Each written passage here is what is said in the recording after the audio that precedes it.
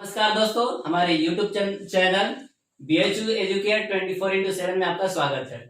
आज हम लोग बात कर रहे हैं GDC एग्जाम संस्कृत सिलेबस के बारे में और इसका हम लोग आज पहला इकाई वैदिक वाङ्मय जिसमें वेद का परिचय के बारे में आज हम लोग पढ़ेंगे। इसका पहला इकाई का पहला टॉपिक हम लोग पढ़ रहे हैं वेद का परिचय। वेद परिचय में सबसे पहले हम लोग पढ़ेंगे वेद शब्द की निष्पत्ति कैसे होती है, वेद शब्द क्या है, वेद शब्द का अर्थ क्या है, वेद शब्द कैसे बना, इसके बारे में देखते हैं। तो वेद शब्द की निष्पत्ति विद धातु घय प्रत्यय। विद धातु का अर्थ है ज्ञान, यानी कि ज्ञानार्थक विद धातु से घय प्रत्यय होकर के वेद शब्द बनता है। तो वेद शब्द का अर्थ क्या हुआ? तो इसका अर्थ हुआ ज्ञान राशि, यानी कि ज्ञान का ऐसा ग्रंथ जिसमें ज्ञान भरा हुआ है। और ये घय प्रत्यय किस सूत्र से होता है?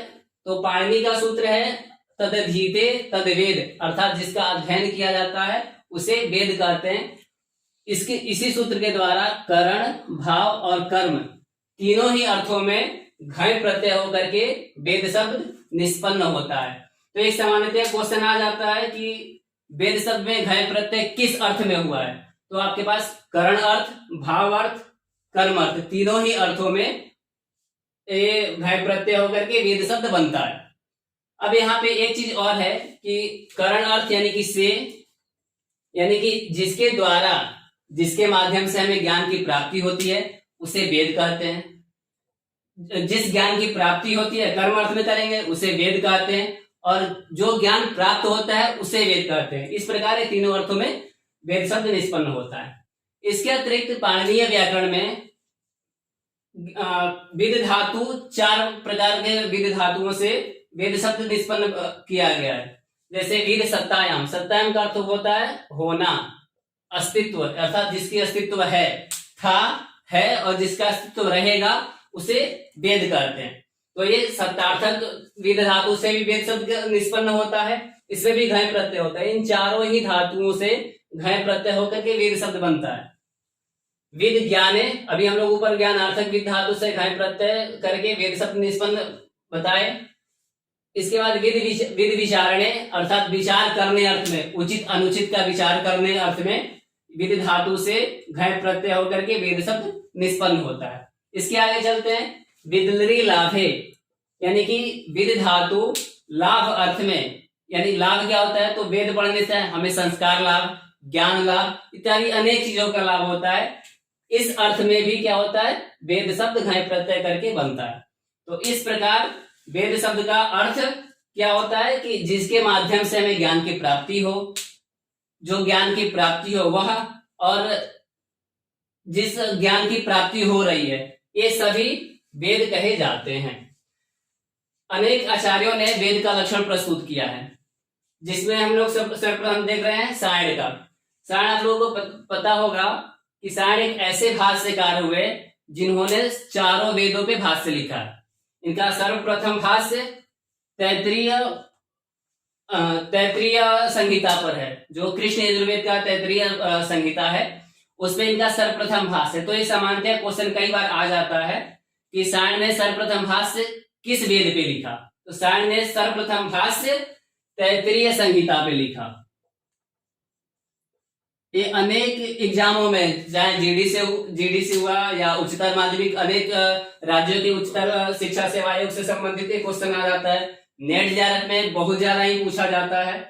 तो सायण ने सर्वप्रथम तैत्तिरीय संहिता पे लिखा, फिर इन्होंने ऋग्वेद पे लिखा, फिर सामवेद पे लिखा, फिर शुक्ल यजुर्वेद पे लिखा, फिर अथर्ववेद पे लिखा। उसके बाद इन्होंने ब्राह्मणों पे भी भाष्य लिखा है, ब्राह्मण और आरण्य पे भी इनके भाष्य मिलते हैं।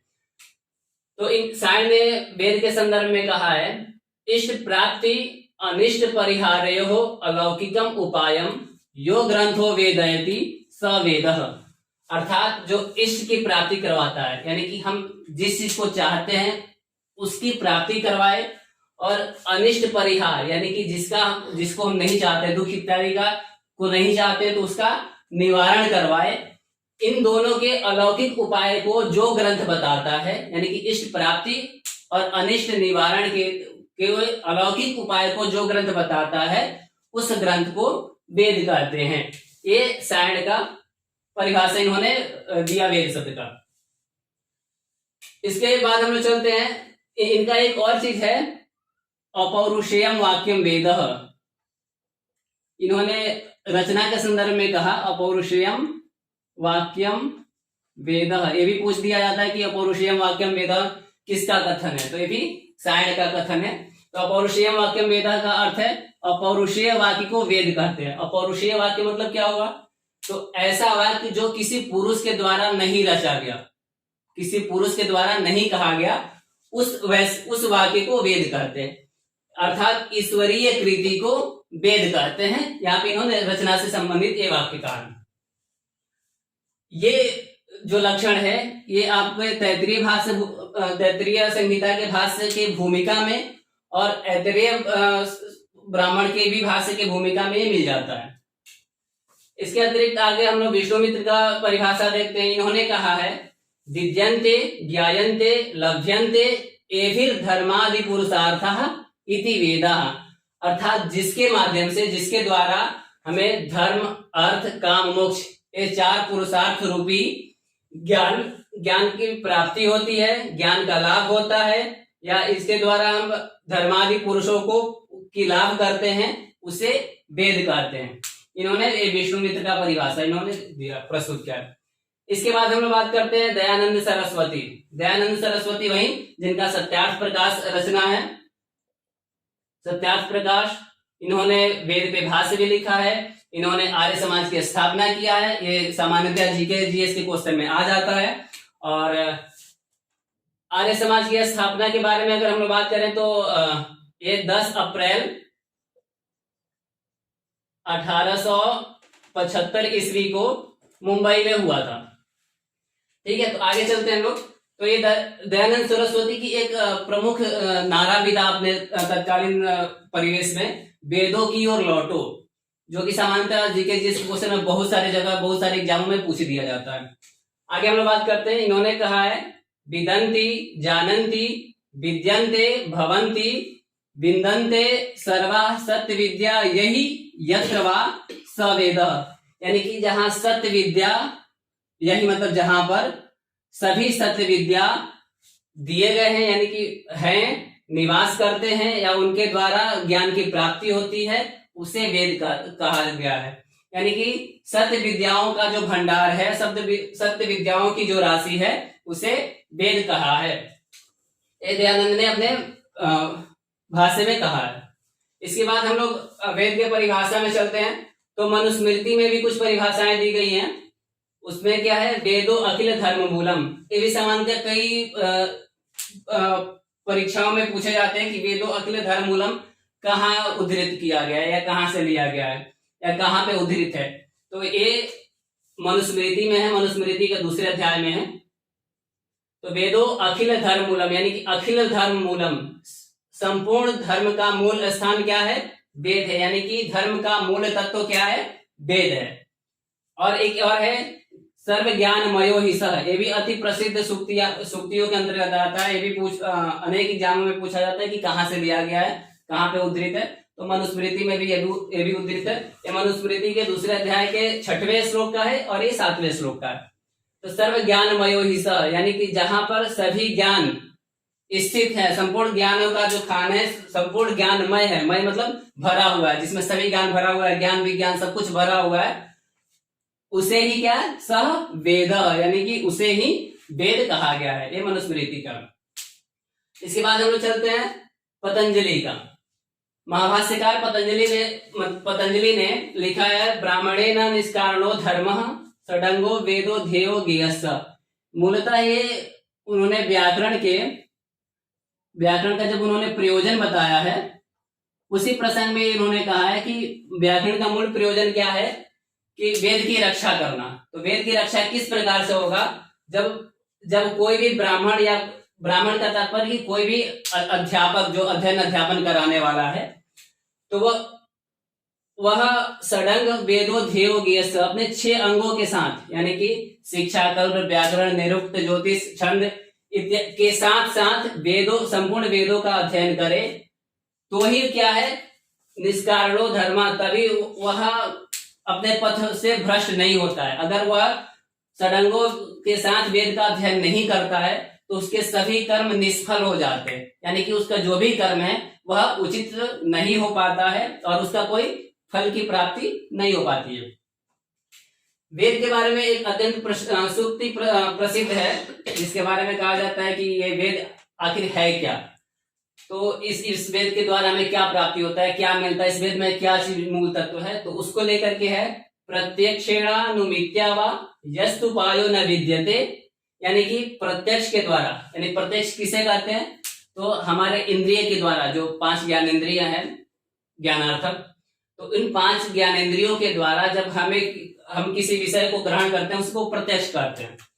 तो प्रत्यक्ष के द्वारा या अनुमान के द्वारा, अनुमान क्या होता है, तो हम किसी चिंतन या के माध्यम से या किसी के आधार पर हम किसी वस्तु का अनुमान करते हैं। इन दोनों ही आधार पर जब किसी का उपाय ना मिल पाए हमें, जब प्रत्यक्ष के द्वारा या अनुमान के द्वारा इन दोनों में से किसी के माध्यम से जब हमें किसी वस्तु की प्राप्ति ना हो या किसी का हमें ज्ञान की प्राप्ति ना हो, ठीक, तो क्या है, एतम विदन्ति वेदेन, तो उन विद्याओं को या उन वस्तुओं को जो ज्ञान प्राप्त करवाता है उसे वेद कहते हैं, और इसी में वेदस्य वेदता, इसी में वेद की वेदता सिद्ध है। इसके बाद हम लोग चलते हैं वेद के विभाग में। ये जो वेद है, वेद के मुख्य रूप से 4 विभाग हैं, संहिता, ब्राह्मण, आरण्यक और उपनिषद। संहिता में मूल मंत्र हैं, ब्राह्मण में उन मंत्रों की व्याख्या है, आरण्यक में उनका प्रयोगावस्था है कि अरण्य में किस प्रकार प्रयोग करते हैं, उपनिषद में उनका ब्रह्म की उपासना है कि कैसे ब्रह्म की प्राप्ति होती है, ब्रह्म की उपासना कैसे की जाती है, उसमें क्या क्या है, तो आगे वो चीज पढ़ेंगे। इससे एक क्वेश्चन और आ जाने की संभावना होती है कि वेद के 4 विभाग हैं, संहिता, ब्राह्मण, आरण्यक और उपनिषद, अंत में उपनिषद है, ठीक है। और तो ये पूछ लिया जाता है कि वेदांत किसे कहते हैं, तो वेदों के अंत में क्या है, उपनिषद, और उपनिषद का विषय क्या है, तो ब्रह्म की प्राप्ति। तो वही जो ब्रह्म का विषय है वही वेदांत है, या उपनिषद, जो उपनिषद शब्द है वही वेदांत शब्द से ग्रहण किया जाता है। तो ये अनेक एग्जामों में प्रश्न पूछ देता है। अब हम लोग आगे चलते हैं इन विभागों को संहिता, ब्राह्मण, आरण्यक और उपनिषद के एक एक विषय के बारे में।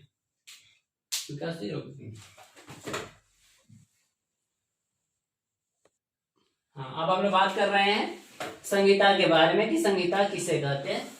तो संहिता को लेकर ये क्या है कि विभिन्न ऋषियों द्वारा दृष्ट मंत्रों का जहां पे संकलन हुआ है, यानी कि आपको तो एक चीज आपको पता होगा, ऋषयो मंत्र द्रष्टारः,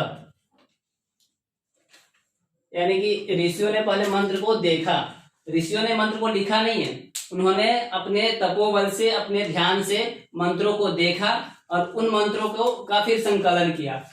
वही जो मूल मंत्रों का संकलन भाग है, संकलन ग्रंथ है, उसे संहिता कहते हैं। अब ये संहिता क्या है, तो पाणिनीय सूत्र है एक, परसनिकर्ष संहिता, ये पाणिनि ने लिखा है, पाणिनि के अष्टाध्यायी से है। तो परसनिकर्ष संहिता है, अर्थात वर्णों के अत्यंत सन्निकटता को संहिता कहते हैं। तो वर्णों की अत्यंत सन्निकटता क्या होती है, तो जैसे क्या होता है कि 2 शब्द होता है, 2 शब्दों के बीच में संधियां होती हैं, तो 2 वर्णों के बीच में संधियां होती हैं, तो वो संधि होने के बाद वो संधि का योग तभी होता है जब उसमें संहिता रहता है। वैसे ही समास, 2 पदों के बीच जब पदों को एकत्रीकरण करते हैं तो उसे समास करते हैं, तो उस समास के बीच में भी क्या होता है, संहिता रहता है। अर्थात जहां पे संधि, समास इत्यादि का योग हो, इनके द्वारा शब्दों को मिला दिया जाए, वही मूल मंत्रों का जो भाग है वह संहिता कहा गया है। इसी शब्द को यास्क ने कहा है पद प्रकृति संहिता, ये यास्क ने निरुक्त में कहा है,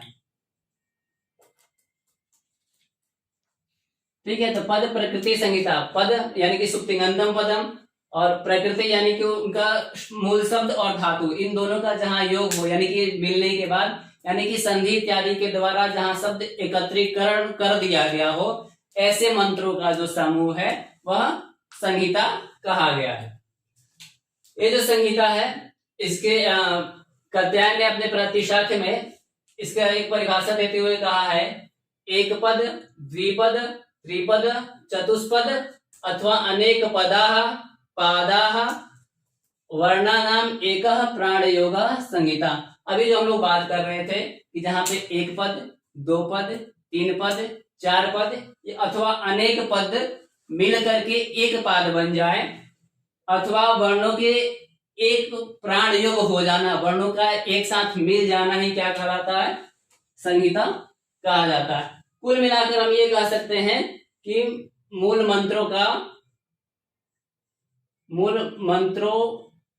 का एकत्रीकरण जिस ग्रंथ में हुआ है उसे संहिता कहते हैं। तो सभी वेदों का अपना अपना संहिता है, अर्थात सभी वेदों का अपना अपना मूल मंत्र भाग जो है वही संहिता के नाम से जाना गया है। अब ये जो संहिता है इसको पढ़ने का एक तरीका है, वह पढ़ने का तरीका क्या है? तो सबसे पहले आता है संहिता पाठ। संहिता पाठ में क्या होता है कि इसमें केवल मूल मंत्रों का पाठ होता है, मूल मंत्र भाग का केवल इसमें पाठ जो जब होता है तो उसको संहिता पाठ करते हैं। पद पाठ में क्या होता है कि वही मूल मंत्रों को जब संधि इत्यादि तोड़ करके अलग अलग पद कर दिए जाते हैं तब वह क्या होता है? पद पाठ होता है। जैसे अग्निम मंत्र है, अग्नि मिले पुरोहितम यज्ञस्य देव मृत्युजम होतारम रक्तधातमम। इसमें अग्निम, ईडे, पुरोहितम, ये सभी पदों को जब अलग करके पढ़ा जाए तब उसे पद कहते हैं। और यही चीज संहिता पाठ में क्या होता है? एक में मिल जाता है। अग्नि मिडे ए ई म में मिल जाता है, पुरोहितम यज्ञ सबको एक साथ पढ़ा जाता है। तो ये संहिता पाठ और पद पाठ में भेद हुआ।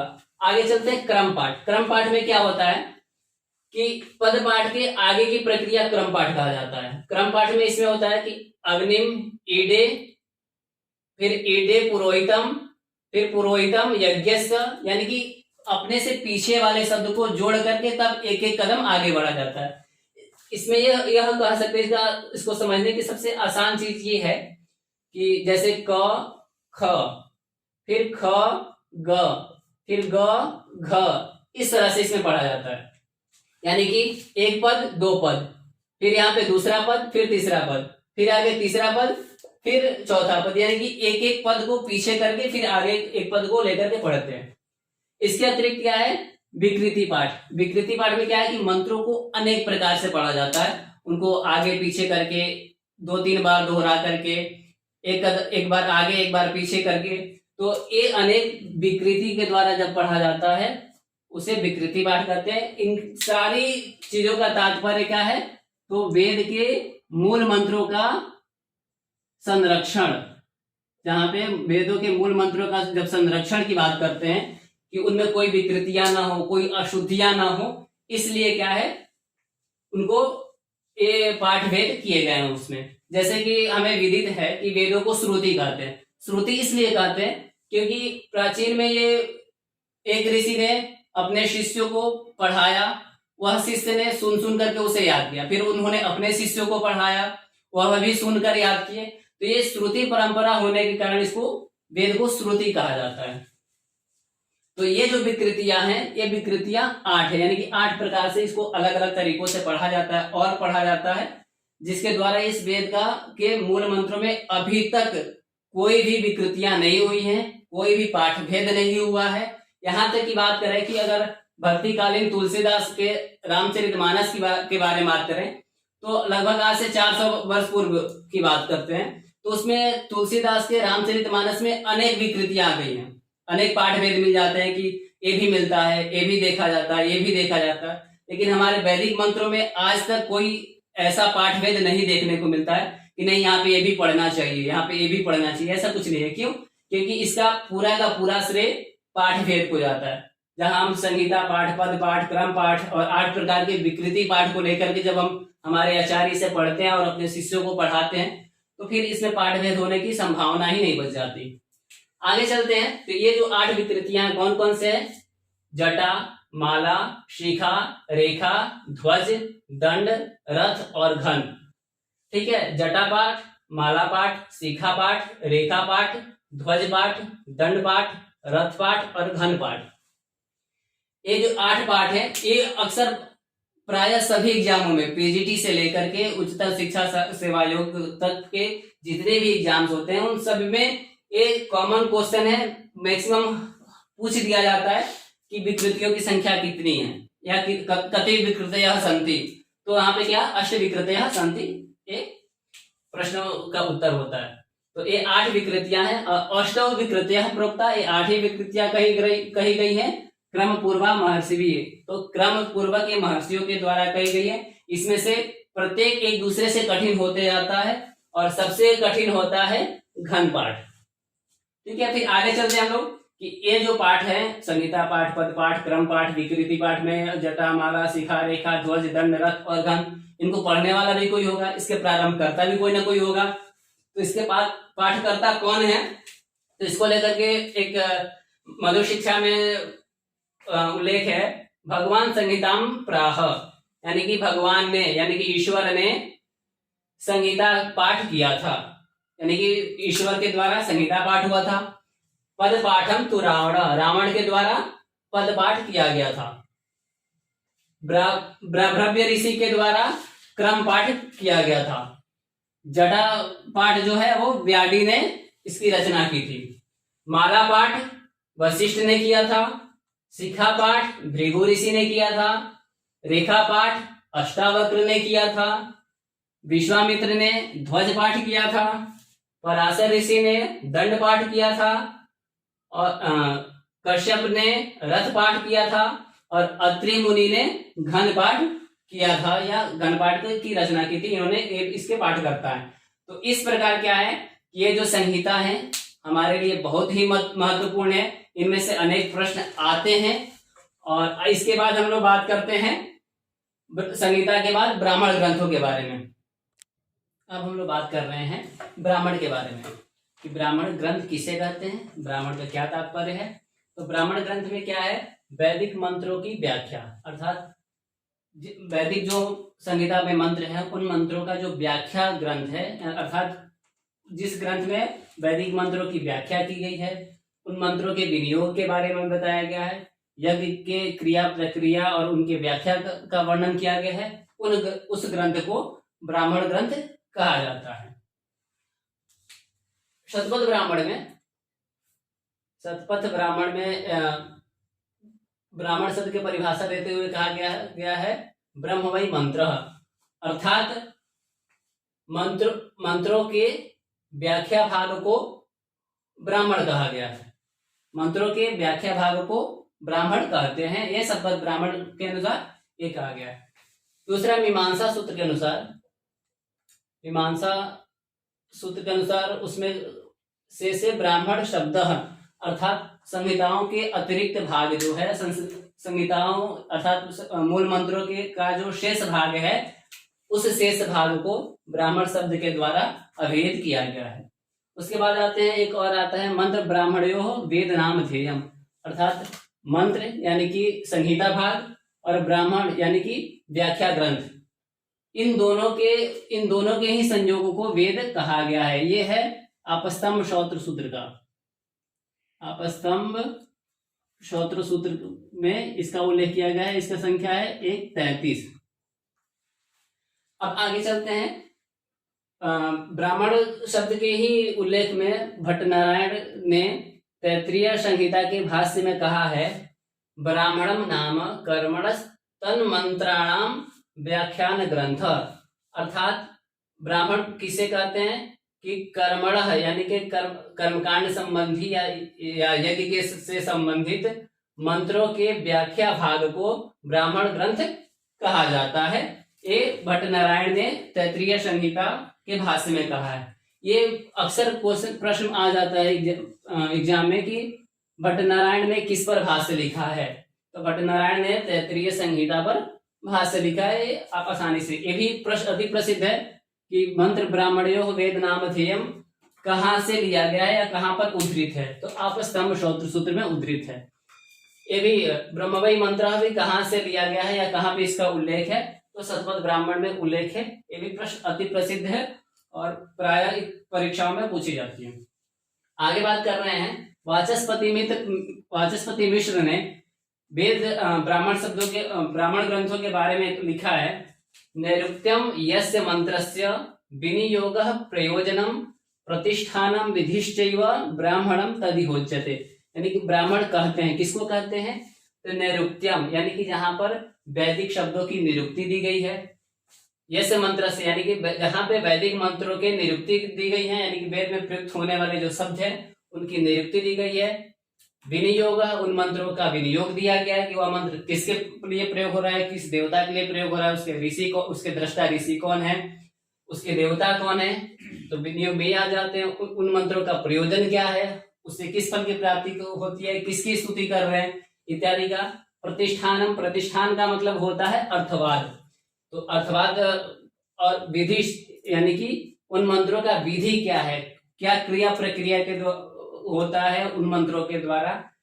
ये जहां पर उल्लेखित इन चीजों का यानी कि निरुक्ति का, विनियोग का, प्रयोजन का, अर्थवाद का और विधि का जिन ग्रंथों में प्रयोग हुआ है उसी ग्रंथ को ब्राह्मण कहते हैं। और इनका प्रयोग मंत्रों के लिए किया जाता है, मंत्रों की व्याख्या के लिए किया जाता है। इसी के बाद से आगे हम लोग चलते हैं।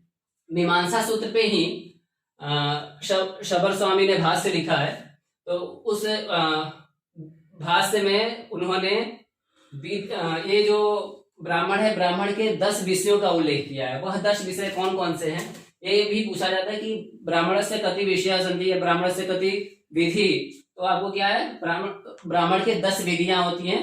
तो ये 10 विधियां अति प्रसिद्ध है और इससे प्रश्न प्रायः आ जाते हैं परीक्षाओं में, तो ये जानना अति आवश्यक है। तो कौन कौन से वो, हेतु, निर्वचन, निंदा, प्रशंसा, संशय, विधि, परकीया, पुराकल्प, व्यवधारण कल्पना और उपमान।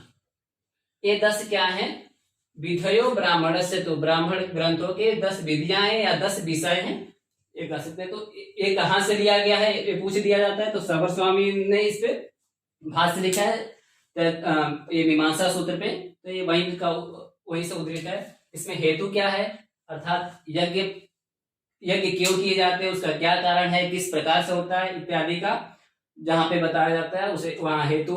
निर्वचन यानी कि वैदिक शब्दों की निरुक्ति। निंदा यानी कि यज्ञ में जो कर्म विहित नहीं है, जिनका निषेध किया गया है उनकी निंदा। यज्ञ में जिन कर्मों का विधान हुआ है उनका प्रशंसा। यज्ञ में जहां पे हमें संशय हो जाता है, दुविधा हो जाती है कि क्या उचित है क्या अनुचित है, उसका निवारण करना यह संशय के अंतर्गत है। यज्ञ की क्रिया प्रक्रिया, उनका विधान किस प्रकार से हो, किस प्रकार से यज्ञ क्रिया की जाए, यह विधि के अंतर्गत आता है। परकिया अर्थात परकिया यानी कि दूसरे के लिए जो प्रयोग किए जाते हैं, यानी कि परोपकारक विषय जो भी वर्णन है वह परकिया के अंतर्गत आते हैं। पुराकल्प, पुरा मतलब होता है प्राचीन, कल्प मतलब होता है आख्यान या ऐतिहासिक घटना, यानी कि प्राचीन ऐतिहासिक घटनाओं को उस वैदिक यज्ञ में प्रयोग करना या उसका आख्यान करना ही क्या है, पुराकल्प है। व्यवधारण कल्पना के अंतर्गत क्या होता है कि परिस्थिति के अनुकूल कार्य करना, परिस्थिति के अनुकूल विधि का निर्माण करना ही क्या होता है, व्यवधारण कल्पना कहा जाता है। उपमान यानी कि अनेक उपमाओं के द्वारा अपने विषय की पुष्टि करना या यज्ञ की क्रियाओं की पुष्टि करना, यह उपमान के अंतर्गत दिए गए हैं। तो इस प्रकार से 10 ब्राह्मण की विधियां या 10 ब्राह्मण के विषय कहे गए हैं। तो ये प्राय परीक्षाओं में पूछ दिए जाते हैं कि ब्राह्मण ग्रंथों के कितने विषय हैं, तो ब्राह्मण ग्रंथों के 10 विषय हैं। एक प्रश्न किसी भी एग्जाम में प्राय आ जाता है। अब आगे चलते हैं, वही फिर आगे हम लोगों ने बात की कि ये ब्राह्मण ग्रंथों में मूल रूप से है क्या। तो इन ब्राह्मण ग्रंथों में मूल रूप से जो वैदिक मंत्र है उन्हीं की व्याख्या है। उन व्याख्या के संदर्भ में क्या है, निर्वचन यानी कि वैदिक शब्दों का निर्वचन, वैदिक शब्दों का विनियोग यानी कि यह मंत्र किस देवता के लिए, इसके दृष्टा ऋषि कौन है, इसका प्रयोग किस कार्य के लिए हम कर रहे हैं, इसका प्रतिष्ठान अर्थवाद और इसकी विधि यानी कि किस प्रकार से ये मंत्र इत्यादि में प्रयोग हो रहे हैं, यह ब्राह्मण ग्रंथों के अंतर्गत आता है। अब कुछ प्रश्न है जो प्राय एग्जामों में पूछ दिए जाते हैं, उसका मैंने यहाँ पे उल्लेख किया है कि एक प्रश्न प्राय आ जाता है कि ब्राह्मण ग्रंथ किस में है, गद्य में है, पद्य में है, गद्य पद्य दोनों में है, या तो इसमें क्या है, ब्राह्मण जितने भी ब्राह्मण ग्रंथ है सभी ब्राह्मण ग्रंथ गद्यात्मक ही है। तो आप कंफ्यूजन में नहीं रहिएगा कि पद्यात्मक, तो पद्यात्मक केवल मंत्र हैं। उसमें से भी यजुर्वेद के जो मंत्र हैं, यानी कि यजुर्वेद में कृष्ण यजुर्वेद के तैत्तिरीय के मंत्र है वह गद्यात्मक मंत्र प्राप्त होते हैं, इसलिए उसे गद्य वेद भी कहा जाता है। एक और प्रश्न आता है कि ब्राह्मण शब्द का लिंग क्या है, यानी कि ऐसे तो ब्राह्मण शब्द क्या है, पुल्लिंग है, लेकिन यहाँ पर क्या है कि ब्राह्मण शब्द नपुंसक है। इसको लेकर के एक उक्ति है, ब्राह्मणम ब्रह्म संघाते वेद भागे नपुंसकम। ब्राह्मणम ब्रह्म संघाते वेद भागे नपुंसकम, यानी कि जो ब्राह्मण शब्द है वो ब्रह्म संघात यानी कि ब्रह्म के अर्थ में और वेद के अर्थ में ग्रंथवाचक जो शब्द है वह नपुंसक लिंग में है। यह है इसका इस उल्लेख मेदिनी कोश में हुआ है। तो ये भी कभी कभी याद आता है कि ब्राह्मणम ब्रह्म संघाते वेद भागे नपुंसकम कहाँ उल्लेखित है या किसके आधार पर ब्राह्मण शब्द नपुंसक लिंग माना गया है। तो ब्राह्मण शब्द नपुंसक लिंग मेदिनी कोश के अनुसार है। एक और प्रश्न आ जाता है कि वर्तमान में ब्राह्मण ग्रंथों की संख्या कितनी है। तो वर्तमान में ब्राह्मण ग्रंथों की संख्या 16 है, ठीक है। तो इसमें जिसमें क्या है, ऋग्वेद में 2, शुक्ल यजुर्वेद के 1, कृष्ण यजुर्वेद के 1, सामवेद के 11 और अथर्ववेद के 1। इस प्रकार कुल ब्राह्मण ग्रंथों की संख्या 16 हो जाती है। एक और प्रश्न आता है एग्जाम में जो बहुत ही प्रसिद्ध है, यज्ञोपवीत का वर्णन सर्वप्रथम किस ब्राह्मण ग्रंथ में मिलता है या किस ग्रंथ में मिलता है। तो ये अगर दोनों भी प्रकार से प्रश्न पूछा जाए कि यज्ञोपवीत का वर्णन सर्वप्रथम किस ब्राह्मण ग्रंथ में मिलता है तो भी तैत्तिरीय ब्राह्मण, और यदि ये भी पूछा जाए कि ब्राह्मण यज्ञोपवीत का वर्णन सर्वप्रथम किस ग्रंथ में उल्लेख मिलता है तो अभी क्या है, वेद अथवा तैत्तिरीय ब्राह्मण, ये हमारे ऑप्शन में होगा और हमें यही देना है। इसके बाद हम लोग देखेंगे ब्राह्मण के बाद आरण्यक के बारे में। तो आरण्यक में चलते हैं। अब हम लोग बात कर रहे हैं आरण्यक के बारे में कि आरण्यक किसे कहते हैं। तो आरण्यक के लिए एक शब्द है अरण्य भव आरण्यकम। अरण्य भव आरण्यकम यानी कि जो जंगल में होता है, भव मतलब होता है, तो जो जंगल में होता है उसे आरण्य कहते हैं। तो जंगल में क्या होता है, तो उस जंगल में होने वाले यानी वन में होने वाले क्या है कि अरण्य में होने वाला जो अध्ययन अध्यापन, चिंतन मनन, शास्त्रीय चर्चा और आध्यात्मिक मंत्रों का जो विवेचन ग्रंथ है उसे ही आरण्य कहते हैं। अर्थात आरण्य ग्रंथ में क्या है, अरण्य में होने वाला अध्ययन अध्यापन की प्रक्रिया, चिंतन मनन का प्रकार, शास्त्रीय चर्चा और आध्यात्मिक मंत्र विवेचन अर्थात मंत्रों के रहस्यों का उद्घाटन, मंत्रों का प्रयोगात्मक ज्ञान जो हम सामान्य लोगों के बीच में नहीं कर सकते या नहीं किया जा सकता। जैसे किसी मंत्र के प्रयोग से क्या होता है, बहुत सारे ऐसे वेद में मंत्र हैं जिनके प्रयोग से बारिश होती है, वृष्टि होती है, तो उनका हमें प्रयोग करना है। तो प्रयोग करने के लिए क्या है, हमें जैसे आज के जमाने में हमें कोई भी चीज के प्रयोग के लिए हमें लैब जाना पड़ता है, उसी प्रकार प्राचीन समय में ये लैब की तरह होते थे कि कोई भी जो मंत्र इत्यादि है उनका हम प्रयोगात्मक सब सिद्धि करते थे यानी प्रयोग करते थे। तो वहां कहाँ करते थे, अरण्य में, जंगल में जाकर के। इसलिए अरण्य में प्रयोग होने के कारण उन्हें आरण्य कहा जाता था। उसी से रहस्य का उद्घाटन होता था, अर्थात उसी से पता चलता था यह मंत्र इसलिए प्रयोग होता है या इस मंत्र का प्रयोग इस अर्थ के लिए होता है, इस कार्य की सिद्धि के लिए किया जाता है। एक इसी संदर्भ में कहा जाता है अरण्य एव पाठ्यत्वात् आरण्यकम विधीयते। अरण्य एव संधि होकर के अरण्य एव हो गया है। ये जो यावा से अ हुआ, फिर यकार का लोप होने की वजह से अरण्य एव पाठ्यत्वात् आरण्यकम विधीयते, अर्थात जंगल में ही केवल पढ़े जाने के कारण इसे आरण्यक कहा जाता है। यानी कि आरण्यक को सामान्य जनसमूह के बीच में नहीं पढ़ा जा सकता, या सामान्य जनसमूह में पढ़ने का उसका निषेध किया गया है। महर्षि सायण ने अपने तैत्तिरीय आरण्य के भाष्य में भी लिखा है, अरण्य अध्ययनात् एतत् आरण्यकम् इत्येते, अर्थात अरण्य में अध्ययन, इसका अध्ययन करने के कारण, एतत् अर्थात इसका अध्ययनात् अध्ययन के कारण इसे आरण्यक कहा जाता है। अरण्ये तदधीयते, यानी अरण्य में उसका अध्ययन करने के कारण अर्थात पढ़े जाने के कारण यह वाक्य आरण्यक प्रचक्षते प्रसिद्ध है या कहा गया है। तो ये सायण ने यह कहा है। इस आरण्यक में मूल रूप से है क्या? तो इसमें मूल रूप से क्या है? आत्मविद्या, यानी कि आत्मा के संदर्भ में जो विद्या दी गई है, आत्मा का आकार प्रकार, आत्मा क्या है, इसका संदर्भ है। तत्व चिंतन, उस आत्मा का तत्व क्या है, ब्रह्म का तत्व क्या है, उसके संदर्भ में, प्राण विद्या के संदर्भ में, और रहस्यात्मक तत्व जो है, रहस्य का उद्घाटन जो है, वह भी आरण्यक में ही संदर्भित है, वहीं से लिया गया। महाभारत में एक आरण्यकों की महत्व को बताते हुए यह कहा गया है, जो सामान्य संस्कृत में भी अति प्रसिद्ध है, नवनीतम यथा दग्नो मदयत चंदनम यथा, अर्थात नवनीतम यथा दग्नो, जैसे दही मथने के बाद, दही जब बहुत ज्यादा मथ दिया जाता है तो उसमें से नवनीत अर्थात मक्खन घृत मिलता है, और क्या है, मलय से चंदन की प्राप्ति होती है, मलय को घिसने से हमें चंदन की प्राप्ति होती है, औषधियों में हमें अमृत की प्राप्ति होती है। उसी तरह से वेदेभ्य, यानी कि वेदों से हमें आरण्यक रूपी महान अमृत की प्राप्ति होती है, आरण्यक रूपी महान ग्रंथ की हमें प्राप्ति होती है, या वहां से प्राप्त होता है। अब कुछ ऐसे प्रश्न हैं जो प्रायः परीक्षाओं में पूछ दिए जाते हैं। वह क्या है? एक तो यह है, नवनीतम यथा दग्नो मलय चंदनम यथा, कहाँ से उद्धृत है? तो यह महाभारत से लिया गया है। दूसरा क्या है कि अरण्य अध्ययनादेतत् आरण्यकम् इत्येते, कहाँ से उद्धृत है? तो ये तैत्तिरीय आरण्यक से है, सायण भाष्य के द्वारा, सायण ने इसके भाष्य लिखा, वही सायण भाष्य का ही तत्व है।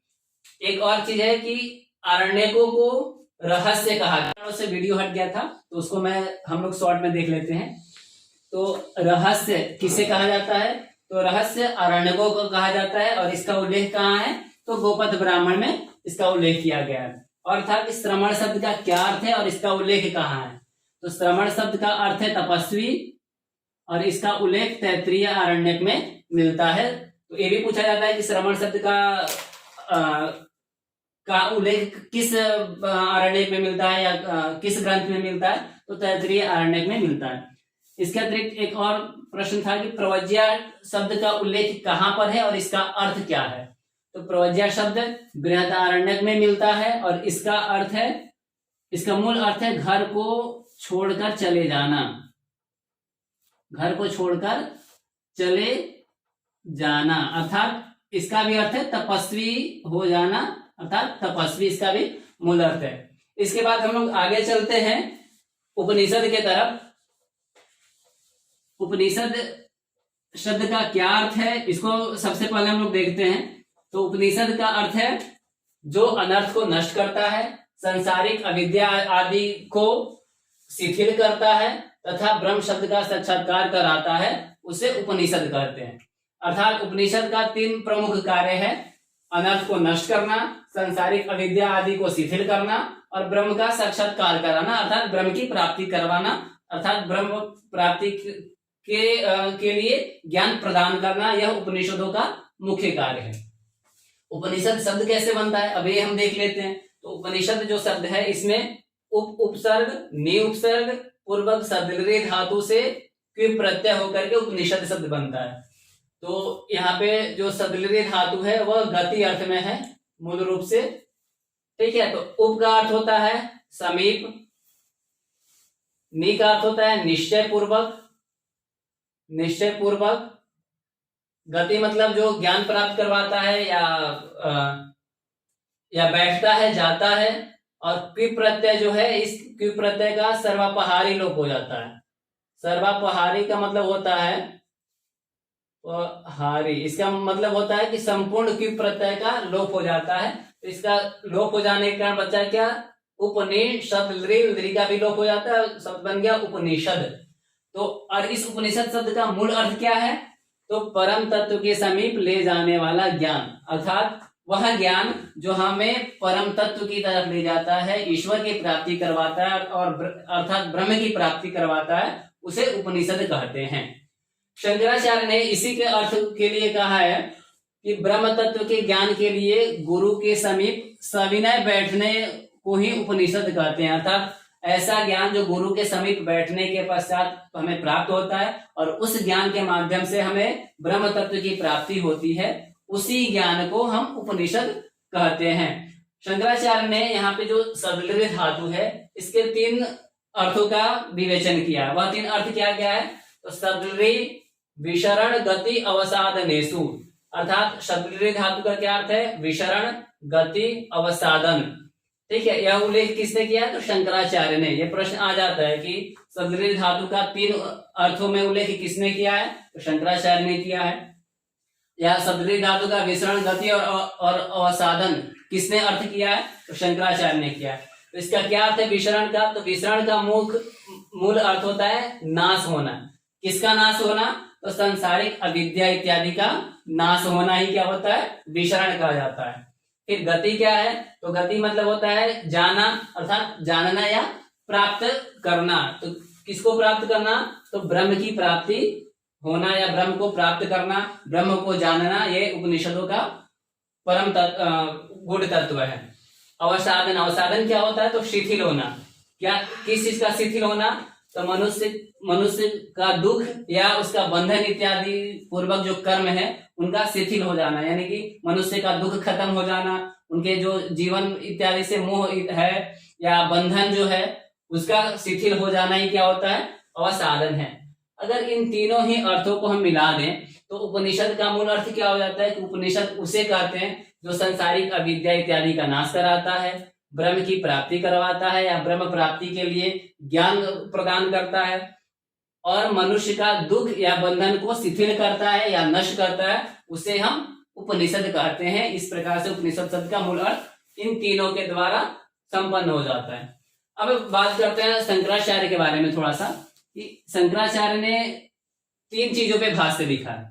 वह 3 क्या क्या है, तो ब्रह्मसूत्र,